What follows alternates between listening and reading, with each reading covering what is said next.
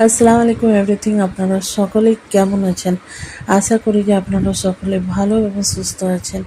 আলহামদুলিল্লাহ আমরাও ভালো আছি এবং সুস্থ আছি আল্লাহর রহমতে, আপনাদের দোয়াতে।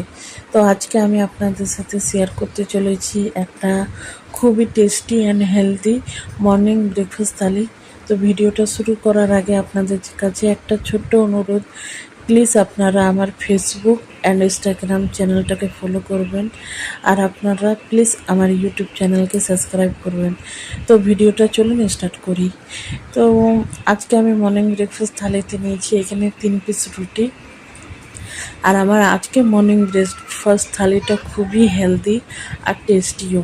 তো আমি এখানে 3 পিস রুটি নিয়েছি, তার সাথে আমি এখানে শসা নিয়েছি, তার সাথে আমি এখানে একটা ডিমের অমলেট বানিয়েছি সেটা নিয়েছি, তার সাথে আমি এখানে কিছুটা মুগ ডাল রান্না করেছি সেটা নিয়েছি।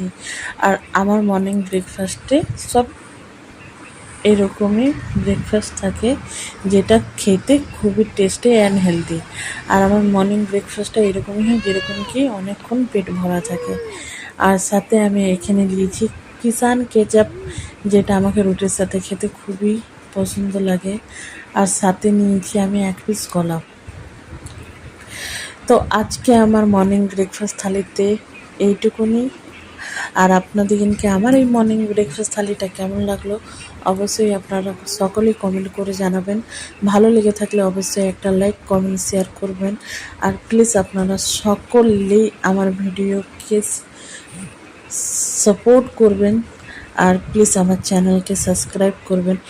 আজকের পর্যন্ত এতটাই, দেখা হচ্ছে নেক্সট ভিডিওতে। আল্লাহ হাফিজ।